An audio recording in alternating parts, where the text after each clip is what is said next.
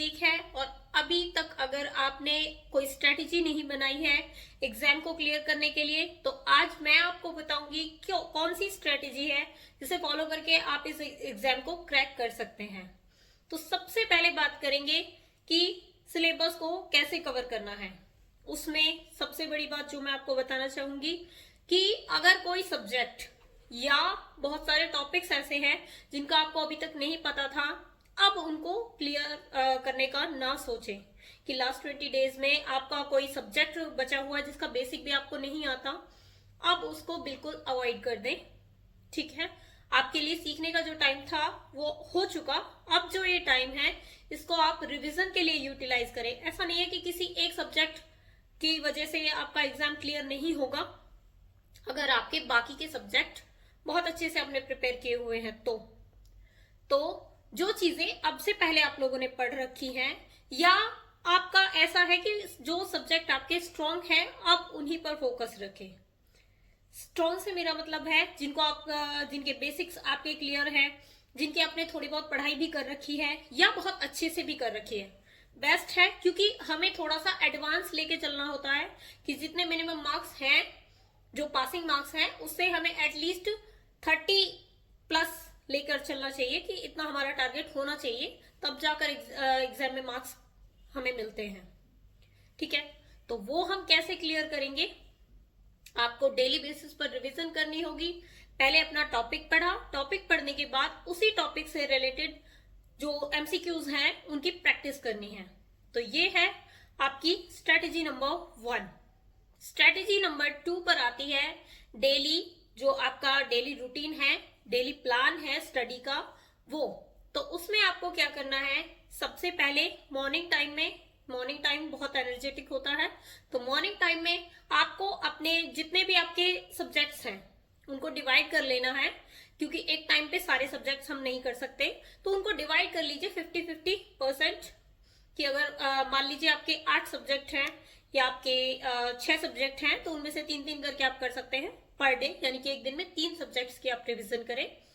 तो 3 सब्जेक्ट आपने अपने रख लिए, उनकी थ्योरीज जो हैं उनको चैप्टर वाइज डिवाइड कर लीजिए। यानी कि अगर आपके 3 सब्जेक्ट हैं एक टाइम पे पढ़ने के लिए आपके पास, तो आप तीनों सब्जेक्ट्स का 1-1 लेसन अच्छे से थ्योरी उसकी पढ़ेंगे दोबारा से। नो मैटर आपने पहले पढ़ रखा है और जल्दी आप उसको कवर कर लेंगे। देन आफ्टरनून में बीच में आप गैप रखेंगे। ऐसा नहीं है कि आपने अभी पढ़ा और आप साथ के साथ एमसीक्यू करने बैठ गए, क्योंकि फिर एकदम से तो सबको याद रह जाता है। मैटर करता है कि 1-2 घंटे के बाद आपको लर्न रहता है या नहीं रहता है। सो आफ्टरनून में आपने जो पढ़ा था मॉर्निंग में, उस चीज के ही एमसीक्यूज आप रिवाइज करेंगे। उसके बाद फिर से गैप लेंगे। देन इवनिंग या नाइट में जब भी आपको टाइम मिलता है, उसके बाद जो आफ्टरनून में आपने एमसीक्यूज किए थे उनका करेक्शन वर्क, कि कहीं आपकी कौन कौन सी मिस्टेक्स निकली, कि आपके सारे क्वेश्चंस क्लियर थे या उनमें कोई मिस्टेक्स थी। तो जो जो मिस्टेक्स निकली हैं उन पार्ट्स को दोबारा से पढ़ना है। सोने से पहले आप उन पार्ट्स को क्लियर करके सोइए। ये पैटर्न अगर आप फॉलो करते हैं, फिर जो फर्स्ट डे 3 सब्जेक्ट आपके थे, नेक्स्ट डे नेक्स्ट 3 सब्जेक्ट्स, उनके एक लेसन, या अगर आपको लगता है लेसन्स की भी आप लिस्ट बना कर रखिए, आपको लगता है लेसन्स बहुत ज्यादा है 20 डेज में कवर नहीं होंगे, तो उसको आप 2 सब्जेक्ट की तरह काउंट कीजिए। जैसे मैं अपना बताती हूँ आपको कि एसएसटी का मुझे लगता है कि एसएसटी में बहुत सारे लेसन्स होते हैं, तो एसएसटी को 2 या 3 सब्जेक्ट की तरह आप काउंट कीजिए। उसके जो पार्ट्स होते हैं, हिस्ट्री है, ज्योग्राफी है, इन सभी को अलग अलग डिवाइड सब्जेक्ट की तरह काउंट करें। ऐसे ना सोचे कि एसएसटी एक ही है, हो जाएगा, क्योंकि फिर उसमें बहुत सारे लेसन्स हो जाते हैं। तो ये स्ट्रेटेजी आप पर डिपेंड करती है कि आप अपने सिलेबस को कैसे डिवाइड करते हैं अकॉर्डिंग टू यू। नंबर 3 जो हमारा प्लान होने वाला है वो है शॉर्ट रिविजन्स। मैंने आपको बता दिया कि मॉर्निंग में हम थ्योरीज प्रैक्टिस करेंगे, हम आफ्टरनून में उसके एमसीक्यूज प्रैक्टिस करेंगे, देन नाइट में जो भी हमारी एरर्स आए थे उन सबको एक बार कवर अप करेंगे कि जो जो मिस्टेक्स थी उनको अच्छे से हम पढ़ सके, दोबारा से समझ सके कहाँ हमसे गलती हुई। अब आ जाती है बात कि शॉर्ट रिवीजन क्या है। शॉर्ट रिवीजन यानी कि जैसे इंग्लिश है, इंग्लिश में वोकैबुलरी होती है, हिंदी में भी होते हैं, जो लिंग बदलो है, बहुत इजी टॉपिक टॉपिक मैं आपको बता रही हूँ। अदरवाइज जो सबसे ज्यादा कंफ्यूजिंग हिंदी में हो जाते हैं, उल्टे अर्थ वाले, समान अर्थ वाले ऐसे जो शब्द होते हैं, इसी तरीके से इंग्लिश में है, सिनोनियम्स है, वो क्या बहुत डिटेल में चली जाती है। तो ये छोटी छोटी चीजें, इनको आप सिलेबस में काउंट मत करें। यानी कि जो मैंने आपको बताया है मॉर्निंग में आपको पढ़ना है, उसमें आप इन छोटी चीजों को इंक्लूड ना करके इनको एडिशनल रखें।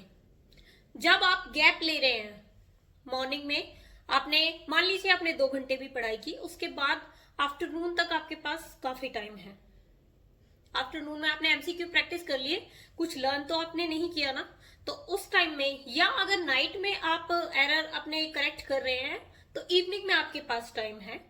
उस टाइम में ये जो शॉर्ट रिविजन्स होती हैं, यानी कि वोकैब रिलेटेड, बहुत ज्यादा नहीं, डेली पर सब्जेक्ट आप 10 वर्ड्स ले लीजिए इंग्लिश में। वोकैब के 10 वर्ड्स आपके लिए इनफ है। लिमिटेड ही रखना है वोकैब को। उसमें आपको ये नहीं करना है कि एक बुक मिल गई फिर उसमें से पढ़ लिया, फिर दूसरी मिल गई, बिल्कुल भी नहीं। आपको लिमिटेड रखना है अपनी वोकैबुलरी को। जितना आपको लिमिटेड एडिशन में मिल रहा है, एक बुक में है, सिर्फ उसको कंप्लीट कर लीजिए, मोर देन इनफ। पार्ट 4 में आता है एग्जाम डे माइंडसेट, कि एग्जाम वाले दिन आपका माइंडसेट कैसा होना चाहिए, या एग्जाम से कुछ टाइम पहले आपका माइंडसेट कैसा होना चाहिए एग्जाम देने के लिए।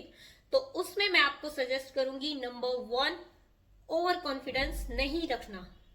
यानी कि आपने सिलेबस कवर भी कर लिया, या आपने देख लिया अपने फ्रेंड्स को कि उसकी तो इतनी प्रिपरेशन है, मेरी इससे ज्यादा है, दैट मीन्स मेरा तो हो जाएगा। ये बिल्कुल भी ओवर कॉन्फिडेंस में नहीं आना है। हो जाएगा, पॉजिटिविटी के साथ जाना है, बट ओवर कॉन्फिडेंस वहां पर नहीं दिखाना है। ओवर कॉन्फिडेंस में बहुत चीजें हमसे मिस्टेक भी हो जाती है। हम बहुत जल्दी आंसर कर देते हैं, हम फटाफट से सीरीज से आंसर करना स्टार्ट कर देते हैं। तो ओवर कॉन्फिडेंस आपको नहीं रखना है, बट आपको पैनिक भी नहीं होना है। आपको लगेगा कि ओवर कॉन्फिडेंस नहीं होना है तो फिर तो हमें डरते रहना चाहिए कि नहीं होगा, क्या चीज होगी, कैसे करना है, तो पैनिक भी नहीं होना। क्योंकि दोनों ही कंडीशन में जो माइंड होता है वो वर्क करना कम कर देता है, और फिर आप ढंग से डिसीजन नहीं ले पाते कि कैसे करें। एक स्ट्रेटेजी जो फॉलो करनी होती है वो आप नहीं फॉलो कर पाते। ओके, देन आपको स्मार्ट वर्क करना है ड्यूरिंग योर एग्जाम। आपको कैसे पेपर को सॉल्व करना है, जब आपके सामने एग्जाम होगा, आपके पास लिमिटेड टाइम है, ठीक है। उसके बाद जो क्वेश्चंस है, एक बार जो आपने फिल कर दिया, दैट्स इट। तो उसमें आपको उस चीज को कैसे फॉलो करना है, सबसे पहले क्वेश्चन पेपर में जो सबसे इजी क्वेश्चन आपको लगते हैं आप उनको आंसर करिए। उसके बाद जो आपको लगता है कि आप उन पर टाइम लगा सकते हो, मतलब आपको लग तो रहा है कि ये आंसर भी है, ये भी है, आपको उनके ऊपर सोचना पड़ेगा। सेकंड नंबर पर आप उनको रखिए, आप उनको सोचिए, समझिए, फिर अपना आंसर करिए।